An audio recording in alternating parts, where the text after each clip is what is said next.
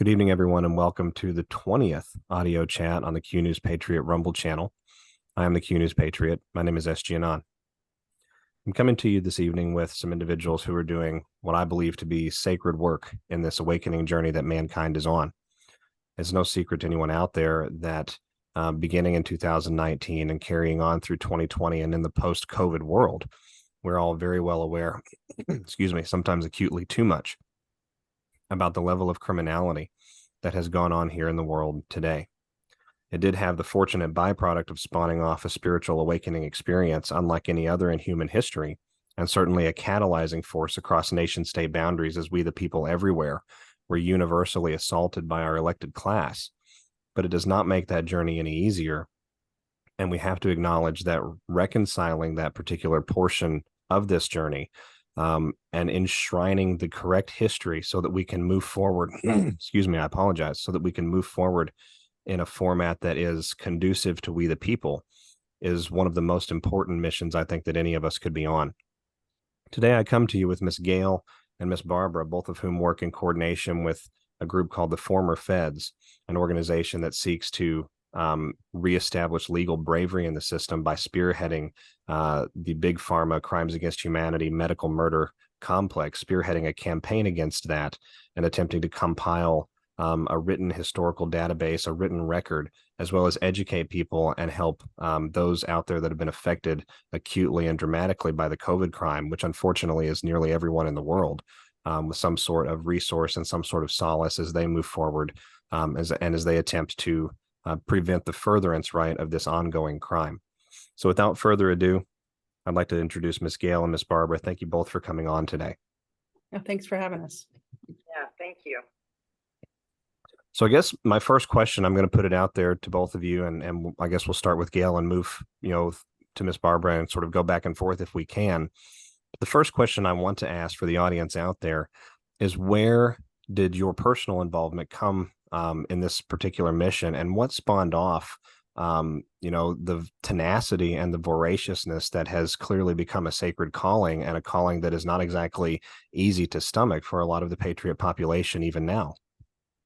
Right. Well, for me, it was the I'm a survivor, and I'm a survivor not just of the COVID protocols per se, but also what I call attempted hospital homicide. So I went in to I was pretty aware of what was going on, and I felt like I was prepared. I was in the medical freedom fight, in the, all sorts of the battle for a lot of things, right? Election integrity. I was a GOP precinct chair for many years. So I was pretty aware of what was going on, and we thought we had a pretty good plan. If one of us got COVID, we were going to get the frontline doctor protocol, maybe the monoclonal antibodies, what have you. And in the summer of 2021 is when, I think it was September of 2021, actually, when the Biden administration, they took control of the monoclonal antibody supply. And so I got sick in early December. It was late November, early December of 2021. And it was very hard to get monoclonal antibodies. And it was very hard to get the frontline doctor protocol. And so we were not prepared. We did not have it ahead of time. I didn't know you could get ahead of time. And so I got sicker, and we went to a clinic, and they didn't offer any treatment. It was pretty much the Fauci protocol of wait until you're ready for the hospital, and then we'll kill you. And so I did not want to go to the hospital, but I had to. My husband, he was a former registered nurse, and he was monitoring me, and my oxygen got to 77. And so we chose a hospital that a pretty famous politician locally had gone to, and they had given him the frontline doctor protocol, the ivermectin, hydroxychloroquine, budesonide, and vitamins. That was Colonel Allen West, and we knew he went there. And so we chose to go to that hospital. It was 2 minutes from our house. And they promised my husband that they would give me that protocol, and then they had him leave. And because they didn't want witnesses, I guess. But that set off a 12-day experience that I can only describe as intentional, an intentional attempt to kill me. When I got up to the ICU after a day, I was in like over a day in the emergency room. I got up to the ICU, and the hospitalist, who was a traveling doctor, Dr. Gangquatch, he said to me, he asked me if I was vaccinated. I said no. I work from home. I tried to be polite about it. I said no. And he patted me on the hand literally and said, well, I'm so sorry, Mrs. Seiler, but you're going to die. That's what he said. And I immediately called my husband because I knew they were gaslighting me. I didn't feel like I was going to die. I told him, I said, you're fired, doc. I don't feel like I'm going to die. I need somebody who can treat me. And I called my husband, and who was also sick at home. And I told him, I said, this crazy doctor says I'm going to die. And my husband was like, what are you talking about? You're not going to die. You're strong, and it's a novel virus. And I told the doctors, I said, I won't even make a decision about an aspirin. Everything has to go through my husband, because I knew they were gaslighting me. And if you hear you're going to die 8 times a day, you might agree to things like remdesivir and event. And that's what they were trying to get me to agree to. And I wouldn't agree to that. I stuck to I want the frontline doctor protocol. I want budesonide. I want ivermectin. They said no to all of it. And then I told the doctor, I said, since you gave me basically a terminal diagnosis, I want the right to try those things. President Trump signed the right to try, and I want the right to try. He said no. I said, I also want the right, per the state legislators or legislation, I want the right to have my priest come in and give me my final sacraments, because you gave me a terminal diagnosis. He said no. And they a couple of days later, he came to us and he said, I will let your priest in if you agree to remdesivir. And so we said, okay. And we got the priest in. They did get 1 round of remdesivir in, but then when my priest left, I said no more. And they were a little bit upset. I went for 7 days without water. They wouldn't give me water. 12 days without nutrition. I was no mouth care, no bathing, no anything. They basically treated me like an animal. They were abusive. They were neglectful. They were cruel. They denied me vitamins. They said there was a national shortage of them, which there wasn't. My daughter advocated for me every day. My husband tried to advocate for me every day.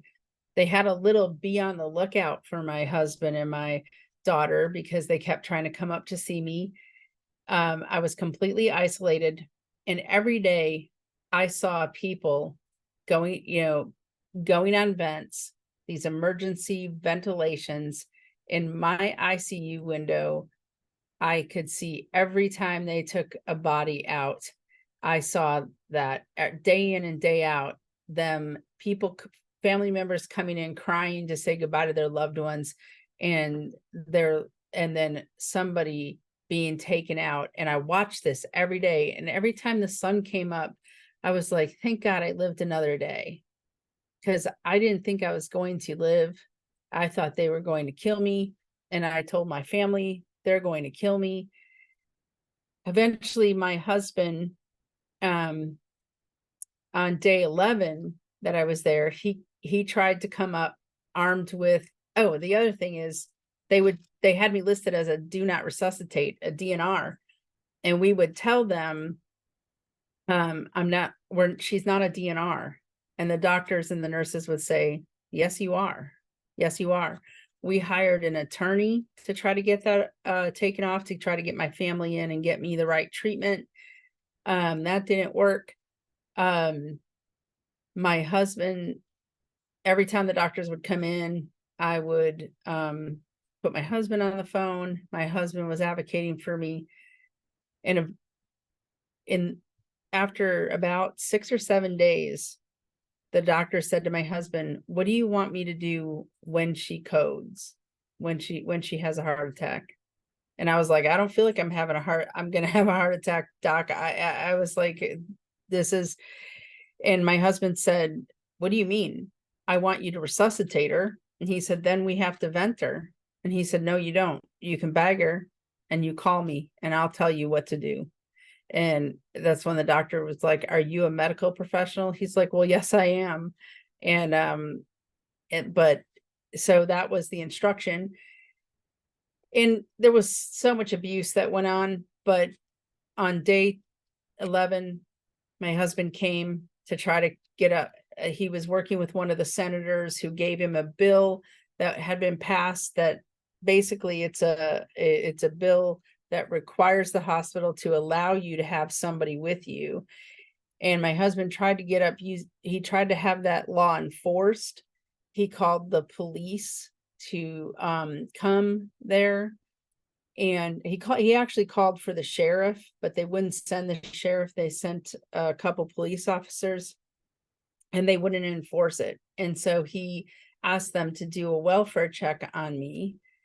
And an officer reluctantly put on all the garb, and he came up and he allowed the floor nurse, who was the abuser, to be in the room. He stood at the door, in my opinion, like a coward, and asked me, he said, your husband wants me to do a welfare check. What do you want me to tell him? And I told him all the abuse and neglect that was going on, everything that was happening to me. I told him I wanted my husband up there. I told him about, the stabbing me with needles and how I had all these bruises and bleeding all over me. He'd never looked.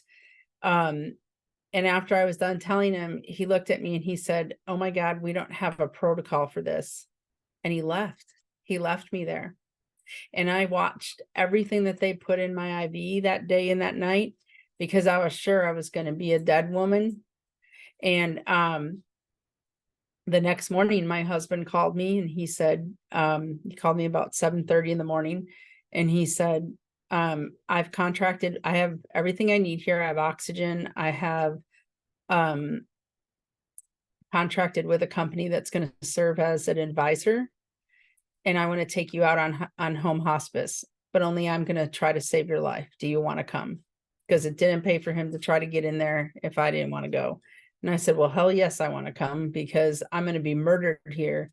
And it's only a matter of time. It's ticking down. I said, I don't know how you're going to get in here, because there's security guards watching for you, and the ICU, you have to be buzzed in to get in. And he's like, I don't know either, but I'm going to do it. And so he came in at about 9:30, armed with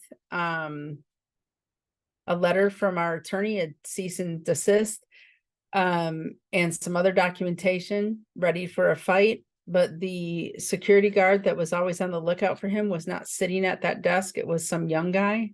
So God made a way. My husband walked in the door. He dropped the paperwork and he said, I'm going to get my wife. And the young security guy was like, okay, sir. And he got on the elevator. And as the elevator shut, the older guy was coming around the corner and saw him, but couldn't catch him. And he got up to the ICU. The ICU doors were not locked. And he got in my room so fast they couldn't stop him. But they chased him in there and they said, you need to leave. You can't be here. You need to get out. My daughter got caught in the hallway, so she was stuck in there recording everything. But they were telling my husband, you need to get out. And he said, I'm not going anywhere. I'm not leaving without her. You're not going to kill my wife, and she's not your guinea pig. She's not your guinea pig. And when he got there, First thing I said was, "There's my Huckleberry." We've called him Huckleberry ever since, because I felt like he stormed the castle and slayed the dragon and took me home. But he when he walked in, he started assessing me, and he was barking out orders to them. He was like, "Clean her up, get a privacy curtain." I was literally naked, uncovered, with the window, the windows to the everybody in the hallway could see me. They literally treated me like I was an animal, and I was so exposed, and he started covering all that up, and he started barking out orders. He was so disgusted and so angry with what he found. Whenever anybody asks him what happened to his wife in the hospital, he sends them the videos of Fauci's experiments with the beagles, where he's like, "That's what they did to my wife. They experimented on her." So then he called 911, and a senator friend of ours called 911. The hospital called 911. So we had all these police that showed up, and my daughter videotaped it in the hallway. The police were not there to help us. We called them also for help, but they were not there to help us. They were there to get my husband out of the room and enforce whatever the hospital wanted. And so we went back and forth with the officers, and Senator Bob Hall called my husband and said, "Hey, if they ask you to leave, please just go peacefully." And then he said, "I will." And then when he hung up the phone, he said, "They're going to have to tase me and drag me out, because I'm not leaving without you." And we went back and forth for 6 hours. And finally, this horrible doctor thing came in, and they tried to gaslight me, and they said, "If you go home, you will die. He cannot manage your oxygen. It's too high." And I was on 60 liters. And I looked at my husband. I said, do you have everything you need?" And he said, "I do." And I told her, I trust my husband with my life. I would rather die with him trying to save me at home than be murdered at your hands. And I will be murdered at your hands if I stay. And I told the police, I'm like, "I'm either a prisoner or a patient, and you're going to have to make that decision today, because I want to go home." Eventually they let us leave. And they took my husband the long way. They led him with me in a wheelchair and me hooked up to a little bottle of oxygen that he brought. They took me to send a message. They took me down the back, through the back hallways, down the service elevator where they take corpses down to the morgue. And they had my daughter park the getaway vehicle at that door where the funeral homes pick up the bodies. And that's the exit they took us through, instead of the quick one that he just came in, because they didn't want us to go past people, and they wanted to send us a message.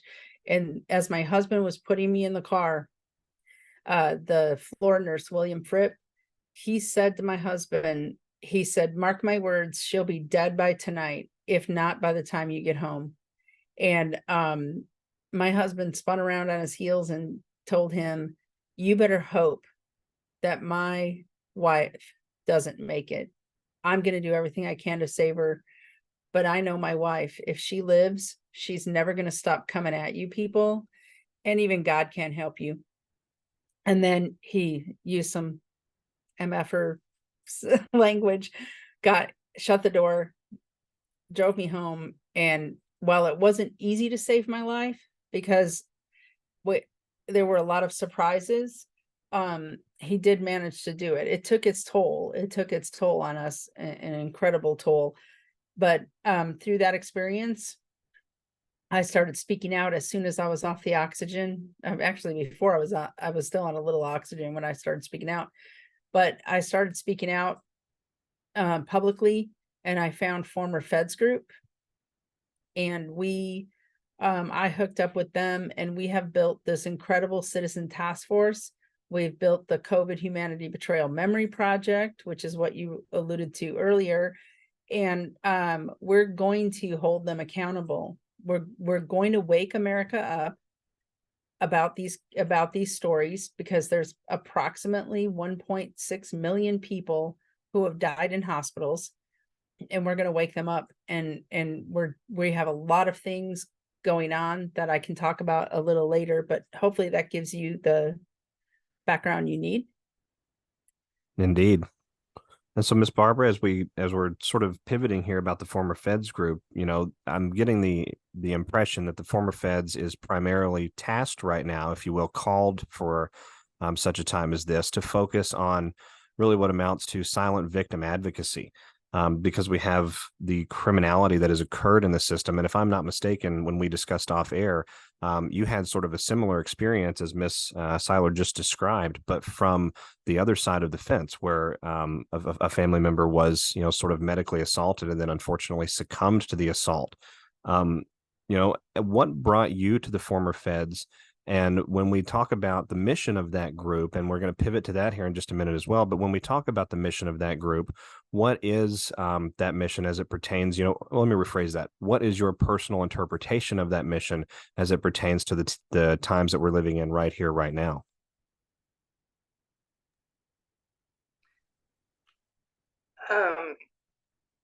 So what brought me here? You want me to discuss that first? My husband came down with COVID, and he was put into the hospital because his oxygen level got low. We tried everything we could at home. We had a FLCCC doctor. We got the 5 pills of high dose at that time. Ivermectin, he got the first 2 here. Even with 2 oxygen concentrators at home rigged up, he was struggling.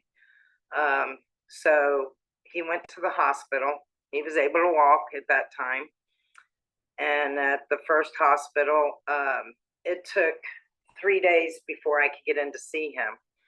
And the reason I was able to get in to see him so quick is because I got the monoclonal antibody infusion, and they refused to give that to my husband. I begged for it for a whole week. And now I actually see in his records that the doctor put down that it was because of the CDC that he could not have it. These doctors are so ignorant. They don't realize that those are guidelines. Those are not laws. That government cannot get in between the patient and the doctor. So anyway, he was put in the first hospital, and he was there about a week, and he was doing better than most people on the floor, and that's because he was getting the ivermectin pills. I started sneaking those to him, and I just kept waiting for them to work. It's like, okay, he's had his ivermectin, it's going to work. And next thing I know, he had to go on a ventilator because he was struggling really bad, and he was in agreement for that. And it's funny. I asked him. I said, I asked the nurse. I said, "How long do you think he needs this?" And my husband put up 4 fingers, and he put up 6 fingers. And I'm like, "What are you doing? Getting a download?" And he said, "Yes." He said, "It'll be about 4 to 6 weeks." I said, "Okay." So the very next day, I planned on reading him a book that he had tried to get me to read for 30 years, and I go in, and the doctor looked at me and said, "I think your husband has a chance. I want to get him care flighted to try an ECMO machine down in Cincinnati." And I said, "Okay, let's go for it." And he said he's done better than most. Of course, I knew why they didn't. So we get him to Cincinnati, and they said, "Oh, he's doing better now. He doesn't need the ECMO." From one doctor, another doctor said, "No, I'm afraid to give him the ECMO." Now, let's set the record straight here. I did keep, between me and my husband's liver doctor, we kept him from getting remdesivir, so he never got remdesivir. But while he was in Cincinnati, I started fighting for him to get high dose vitamin C. I had doctors outside the hospital advocating with the hospital doctors. I set up family meetings with the doctors. I said, "Where's our right to try?" I thought there was a right to try. They said they were afraid to try vitamin C. They didn't know what it would do. So that's when I started doing the research. Literally for about 30 days, I just watched my husband deteriorate. They kept loading up on the medications, the sedatives. I kept telling him, look, he's a lightweight when it comes to this stuff. He doesn't need that much, but they kept pumping it up. I'm guessing he was on about 6 different kinds of sedatives. And then it got to the point where they didn't want to move him, and I had to stay on the nurses to get them to move him. I was terrified he would, get wounds from that. And then one day I walk in, and all of a sudden there's a palliative care doctor there. They were trying to push palliative care. Well, I understand what that is, and I'm like, I didn't call for you. Get out of here. I chased him out of the room. I said, my husband's going to make it. He's fighting. So finally, they decided to move him to this back room with no windows. And it was like they pushed him back there to die.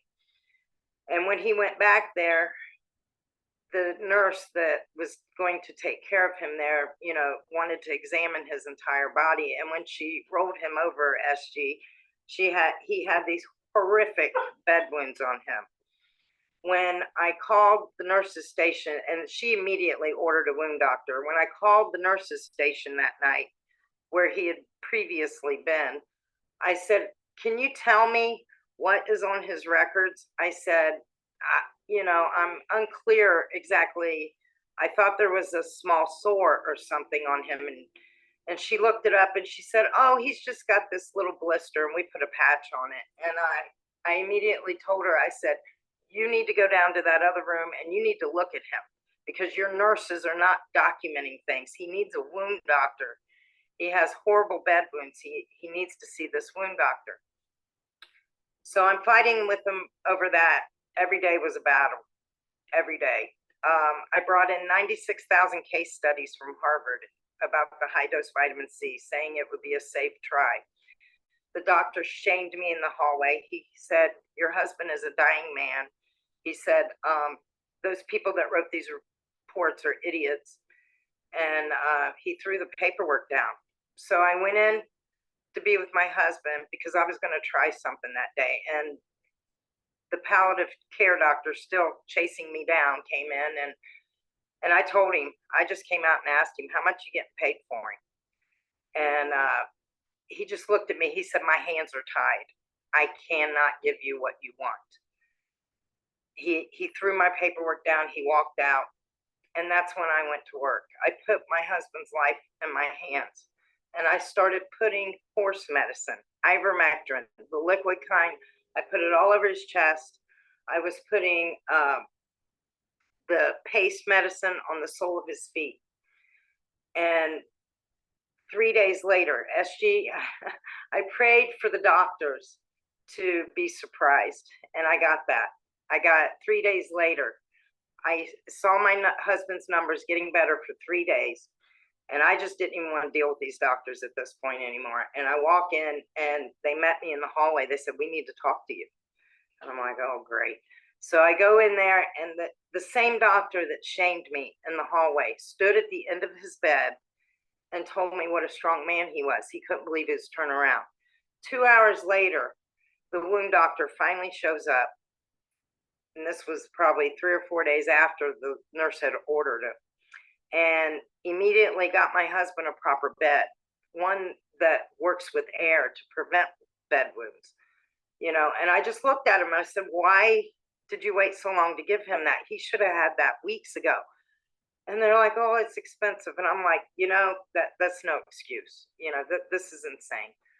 So within a few days, they moved him to another room, and they started weaning him off all these sedatives that he had been on for 6 weeks. My husband had a tube down his throat for 6.5 weeks, which my husband had told me 6 weeks. So anyway, they started waking him up. And the first time he opened his eyes and I was there, I looked at him and I told him I loved him. And he tried to talk to me, and I said, no, don't talk. You still have a tube in your mouth. I said, if you love me, just blink your eyes. He blinked his eyes 7 times. I knew he was in there. I knew his brain was okay.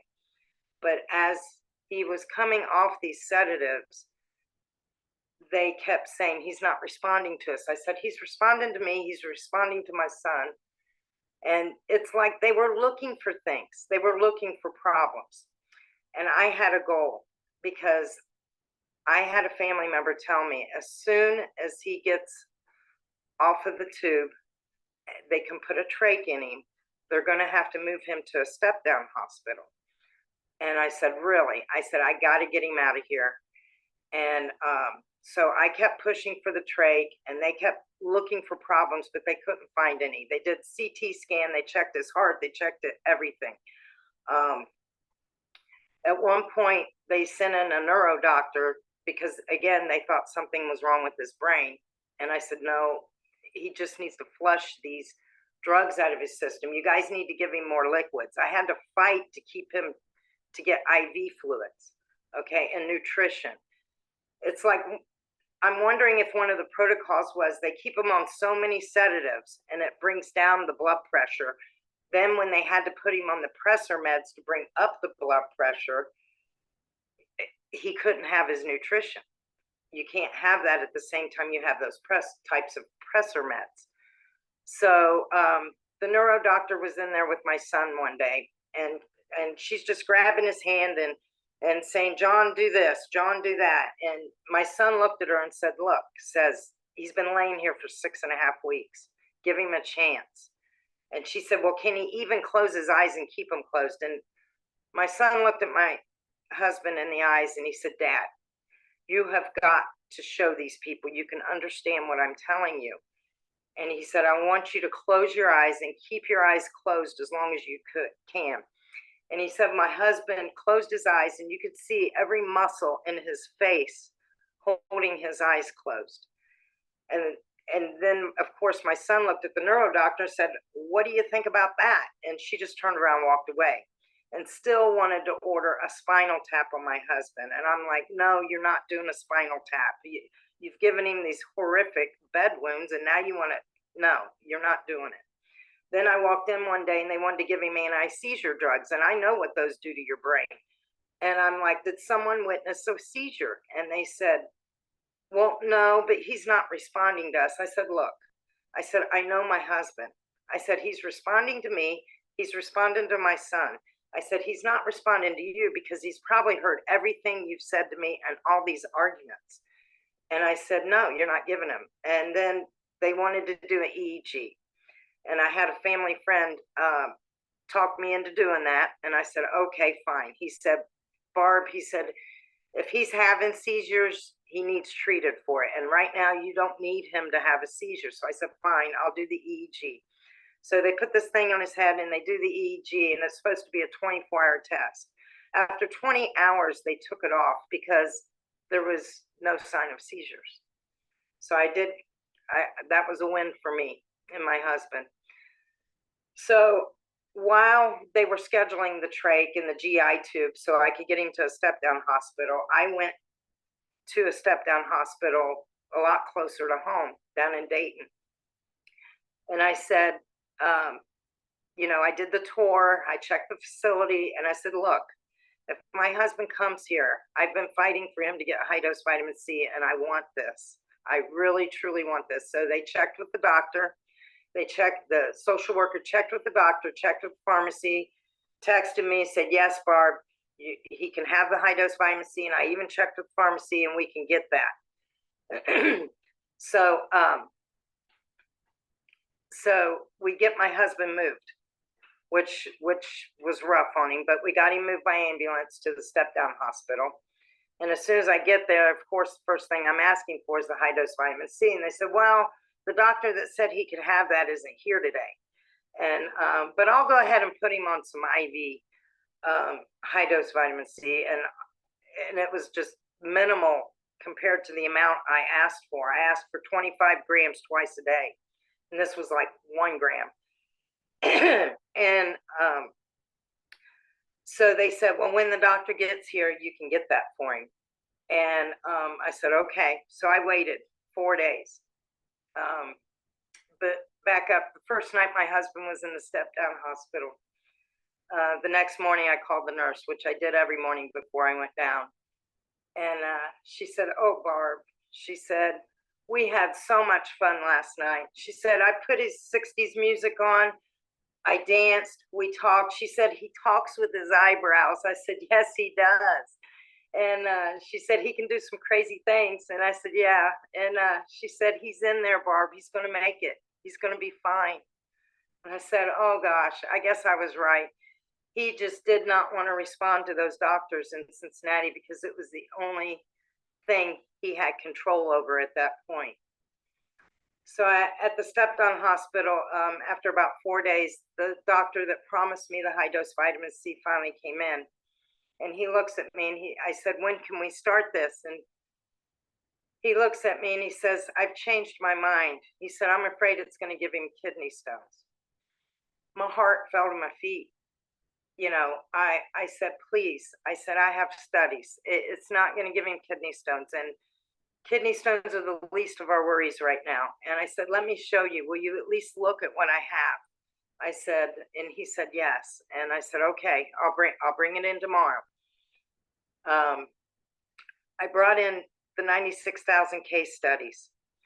And I also had Dr. Thomas Levy, who's an author, a cardiologist that's an author over high dose vitamin C, that was willing to advocate for John. I had found him on the internet and started emailing with him. And he was willing to sit in a family meeting with us. So I go in the next day, I show him my case studies. This doctor pulls out a phone with a broken screen on it. He Googles one case where a man had creatine issues previous to the high dose vitamin C, which people that have creatine issues can't have it, and said, oh, it changed his levels. And I'm like, that's one case to my 96. Plus, I requested a family meeting, which is part of the patient rights. And I said, and I want you to talk to Dr. Levy. And he refused. I was totally refused a family meeting. And I'm like, fine, you're fired. You're done. I'm done with you. So my family doctor helped me find a pulmonary doctor that could take over John's case. And he came in, and all this time, John had been in this step-down hospital. Every time the nurses went to move him to his right side, he would desat. But you'd look at him and know he was perfectly fine. So it was like something mechanical going on here. What is going on? And nobody can figure it out. All of a sudden, the infectious disease doctor came in, and he was checking my husband. Now, at that time, my husband was a month and a half past COVID. He had beat off a bacterial infection in Cincinnati, and he had an active CMV virus that he was just finishing up the antibiotics at step-down hospital. He had no infections, but the infectious disease doctor had just checked him out when he came in because he was finishing up that treatment. But he kept coming in, and he kept telling me, Barb, I think something's wrong with that chest tube. It's leaking.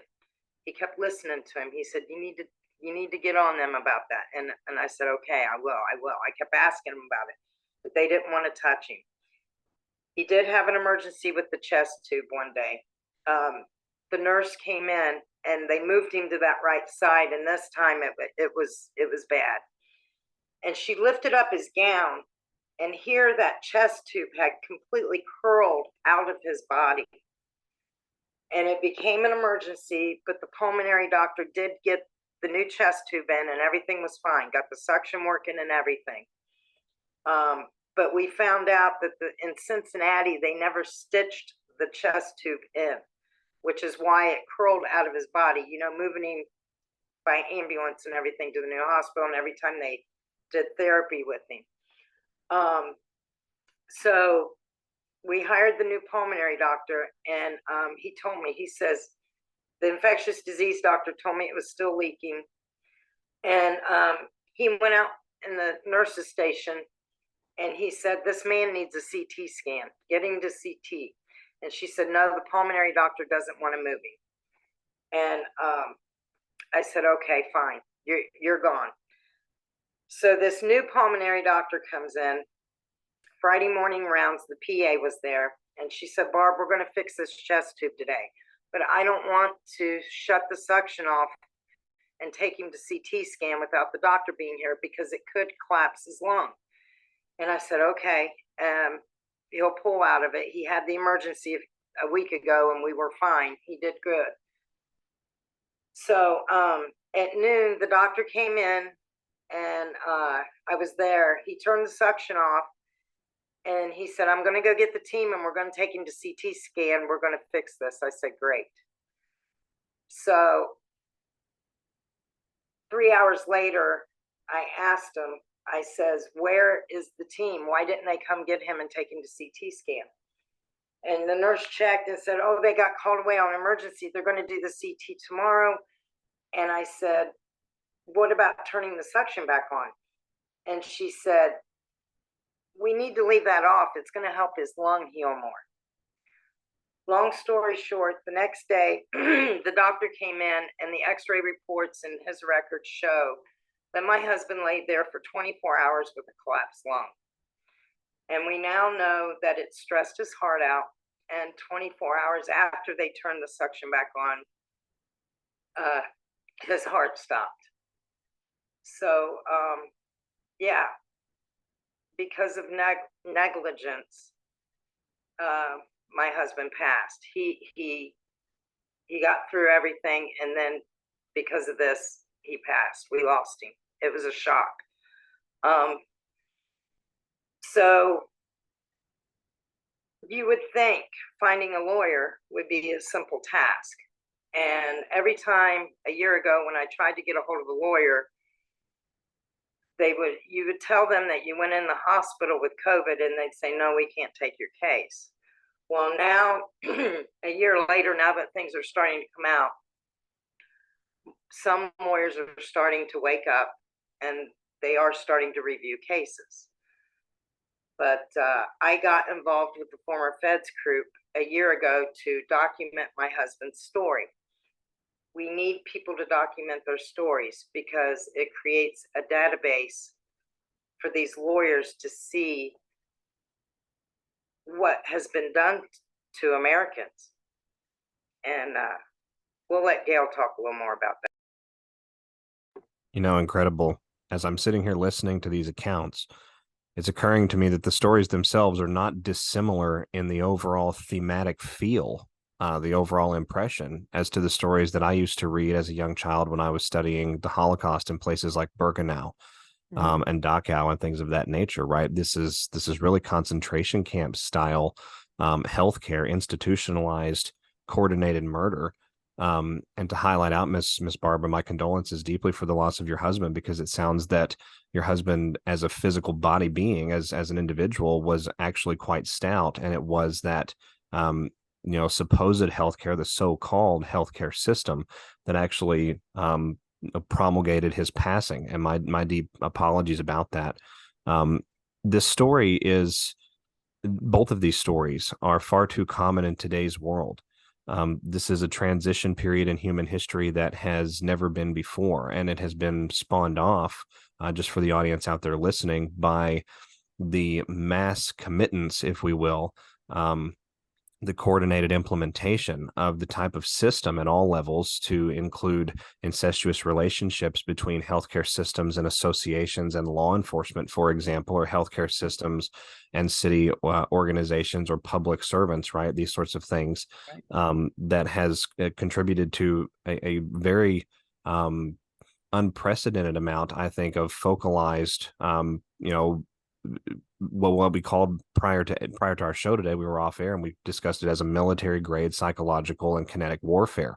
And if we look back at the actual documentation and we start getting into the things that the whistleblowers and the different researchers have brought out, not only about COVID, but about the bioterrorism complex and about, big pharma and Pfizer's, complicity in that complex, we start to realize that this really is a military style operation, right? The vaccines, patents for some of the COVID vaccines going back to the NSA, for example.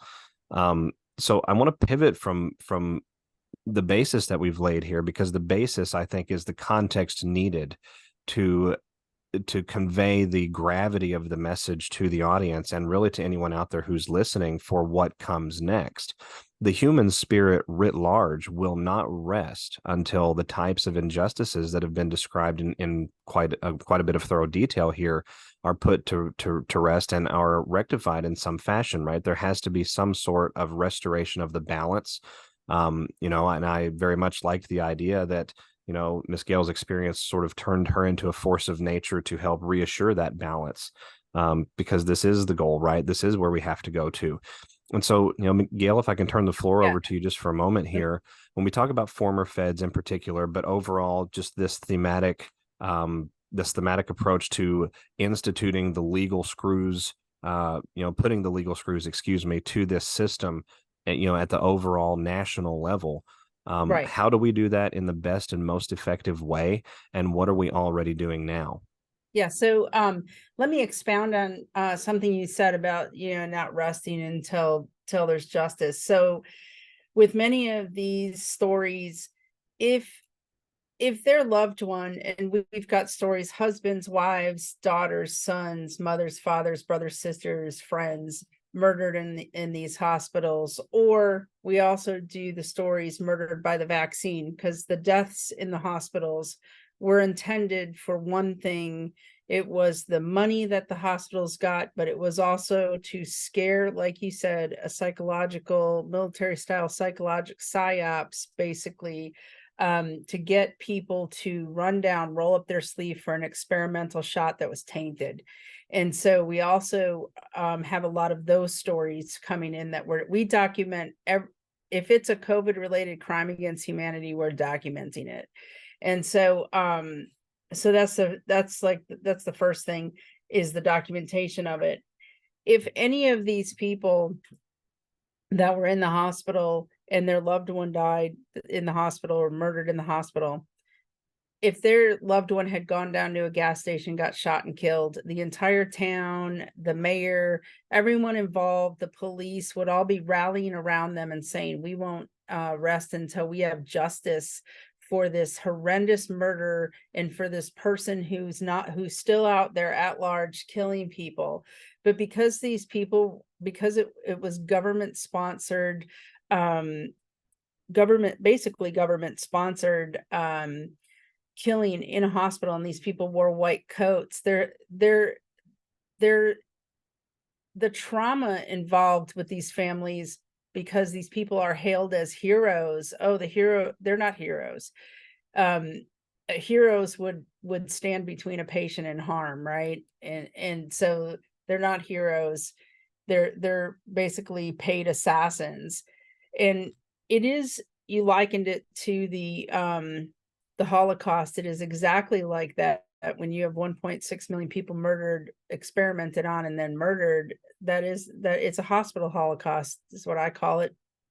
And with that, it's more of a democide, because the government, our tax dollars, are going to fund these hospitals, get these huge payouts. Every patient with COVID goes in the hospital with a bounty on their head, and they enter this medical matrix that they can't get out of. We saw it in my story. It took a lot of pull. Thankfully, we knew some people in high places that put some visibility on it, or I would have been dead. So what we're doing now is we're documenting these cases. People put their story in at CHBMP /document. They put their story in, if it's whether it's a protocol story, vax injury, vax death, whatever COVID crime against humanity you've experienced, you put your story in there and you schedule an interview with one of our interviewers. We have a team of interviewers, and we've got a lot of interviews we're working through, but we have a team of interviewers that are working as fast as they can to interview and get these stories out there. That historical database serves many purposes. yes, attorneys are starting to pay attention to this project because of the sheer number of stories that have the same commonalities, the same protocol, the same, right down to the very words the medical staff tells the victims' families. So they're starting to see a trend, and they're starting to pick up cases. We have Carolyn Blakeman at Former Feds, who is working diligently to uncover and find any attorney that is willing to fight these cases, take the moral high ground and fight these cases. And she's built a network. She's built a network of about 42 attorneys. And if attorneys are interested in fighting these cases, they can contact us at FDA Death Protocol at formerfedsgroup.org. We need attorneys that will fight the cases. We need whistleblowers that will come forward. Victims can submit their stories. We have support groups every night of the week. Every single night of the week, we have a support group going for victims of some sort. They can find that on our website as well, how to sign up for those. And so we try to help the victims get justice, get healing. We've got a citizen task force, several committees. We have a legislative committee, we have a social media committee, we have street teams that get the word out. We have state chairs and state leaders that organize rallies in their states and organize victims to take action. We've gotten some legislation passed in a few states, actually. And we've got medical records committees, we've got advocacy, we've got people that literally help advocate for families that are trying to save a loved one in the hospital or keep a loved one out. And, we've talked a lot about vitamin C and how ludicrously these doctors don't want to give high dose vitamin C. We had about 8 months ago a woman call us, and her husband, the doctor told her that her husband was not going to make it. He was kind of comatose, and she needed to say her goodbyes, and she begged for IV vitamin C, and she called us, and he would not do it. He said, it's hopeless, we're not going to do that.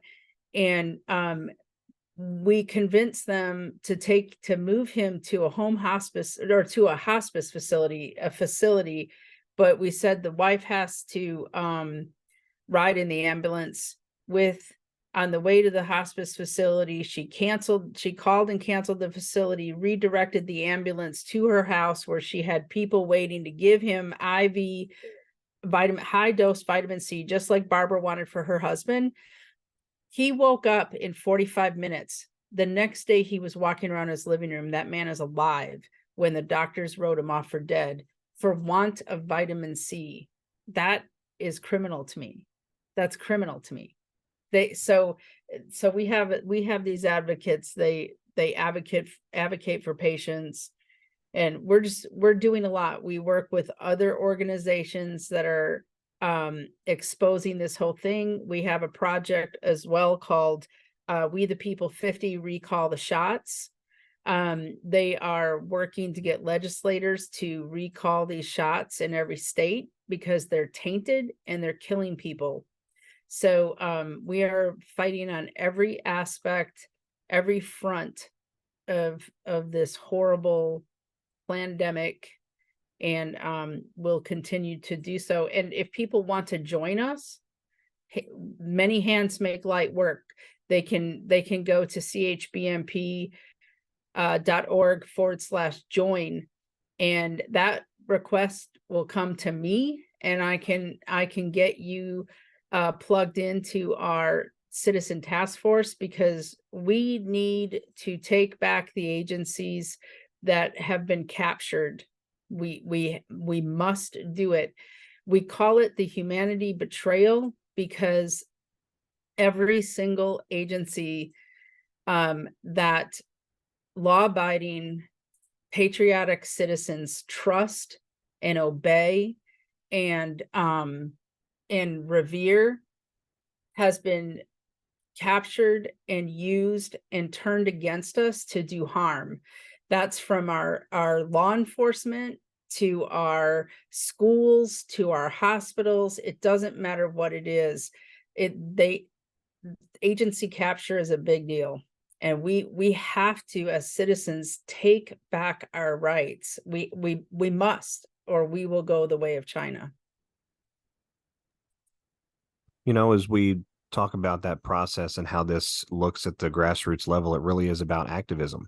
At the end of the day, it really is about putting some fuel on the fire wherever that passion strikes you and getting involved in the fray to some degree, right? Whether it is organizing a speak and greet with different individuals that are doing this type of work, or whether it's simply going out and establishing some sort of parental action group within your own community, right? It doesn't have to be as grandiose as going for police chief or sheriff or, a school board official, things like that. It can be very simple, because at the end of the day, the only way that this process, I think, gets any sort of true reckoning for mankind's peacefulness and spiritual healing and growth into the future, the only way that I think meaning will ever come of this is if we enshrine the correct history and ensure that all voices were heard at a time during mankind's journey that we really had what amounted to a worldwide martyrdom that was not really by our choice, right? The launch of an extermination and depopulation campaign against we the people of the entire world.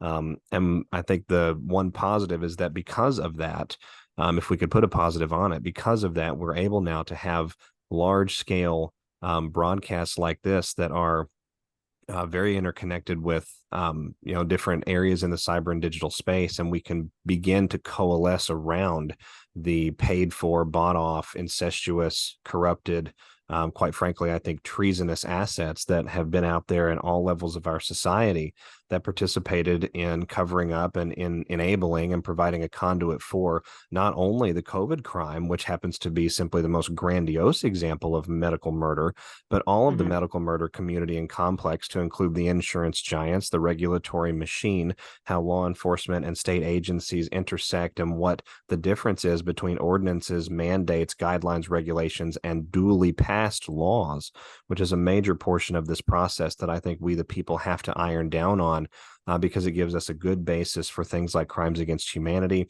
violation of oath, things that are, I think, categorical in criminal nature and are known universally across many different nation state boundaries to be sort of the same flavor and severity. So pivoting as we finish our call and really sort of look to the future with this, the first thing I want to do, Miss Gail, is to get the information that you talked about just a moment ago, the website and the email. If we could mention that again, just for the audience out there, so that they have a clear understanding of how they can get in touch with you, even if they choose to do so immediately after the broadcast today. But also I'd like to look at what you all both collectively, and we'll start with Miss Gail and move to Barbara, collectively look at when we see essentially what amounts to destroying the pharma cartel and then reshaping medicine in the way and then in the fashion that it was always supposed to be. What does that look like? Well, I mean, first of all, there are many organizations that we partner with that are building a parallel system, if you will, to replace and restore healthcare. So, Dr. Peter McCullough and many others, he sits on the board of a lot of it, and also our healthcare restoration panel. And so they have made huge gains in setting up a new type of medicine, right? So like the wellness clinic, or the wellness company is a great example of that, where it's telehealth, but they don't take insurance. They don't, it's between patient and doctor, because quite frankly, if you're not paying your doctor, he's not working for you. Someone else paying him. And they've established everything from private hospitals to private clinics to even taking back the research, the grants that government grants usually drive the result of research. So they're taking that back. So it's a slow process, but it's already started. Holding the pharmaceutical companies responsible through like the Gilead lawsuit that was filed, the class action that was filed, that we are partnered with those attorneys on, and everyone who puts their story in that where their loved one got remdesivir goes into that class action lawsuit that was filed about a month ago. It's a long process, but it goes to that lawsuit is asking for remdesivir not only to be taken off the market, but they're also asking for disgorgement so that they don't keep any of the profits. I mean, so that's an angle. But we have to stand up. There's an old saying, you get the government you deserve, and sometimes you get it good and hard. And so we all have to be, now's the time to be informed and not entertained. People need to take action. And if you can't donate to the people who are doing the do, because we're up against a lot of money. Big pharma has a lot of money. These hospitals have a lot of money. We go lobby at the Capitol in small groups, but we go and we lobby for change, and we see these lobbyists paid by big pharma there every day. They are there every day. We must become our own lobbyists. Nobody is coming to save us. We have to band together, and we have to do it ourselves. Ms. Barbara? I agree with what Gail said, and the only thing I want to add to it is for people in my situation that lost a loved one in the hospital, we need to heal going forward. And one of the ways to heal is to share your story. And if you're not sure what happened to your loved one in the hospital, get the records, go through them. There's been several people that said, well, my loved one didn't get remdesivir, they died from COVID. Are you sure? Mm-hmm. Because we've ran into quite a few that did get it when the family told them not to. But anyway, we need to move forward with healing and connecting with each other. The Monday night mega meetings, when the doctors are popping in and the lawyers are popping in, you're getting updated on those things. I also found out about the former feds group through the C19 Widowers and Widows for Justice Facebook support group, and that can be healing too. But we have to share our story. We have to connect with others that have the same story, and it'll help humanity heal from this. And healing is sort of the name of the game. And I thank you both for the work that you're doing, because it's providing an outlet and a unifying field, a unifying, front for patriots out there and individuals that have been affected by these levels of criminality and the coordination behind them, to begin a process of not only education, but of healing and of putting meaning to the suffering, right? When we honor those that we've lost, we add meaning to the loss and the sacrifice itself. And I think at the end of the day, our knowledge, our understanding of what is truly at play in the world, despite a painful way, has been accelerated in an enormous fashion in a way that it probably will never happen again. And so I thank you very much. Ms. Gail, once again, where can people reach you all when they are looking to connect with this organization or connect with the various feeler arms that you all have out nationwide, and how can they support your work? So they can go to CHB, B as in boy, chbmp.org. That's the COVID Humanity Betrayal Memory Project. And they can either donate, they can sign up to join our citizen task force, they can put their story in. They can reach out to me at Gail, Gail.Seiler, Seiler @formerfedsgroup.org, or they can email our general FDA death protocol at formerfedsgroup.org. They can reach out to us in many, many ways, but they can reach out to me directly. I answer all my email. Excellent. And ladies and gentlemen, there you have it. Miss Gail, Miss Barbara, thank you very much for coming on to the Q News Patriot and sharing your stories.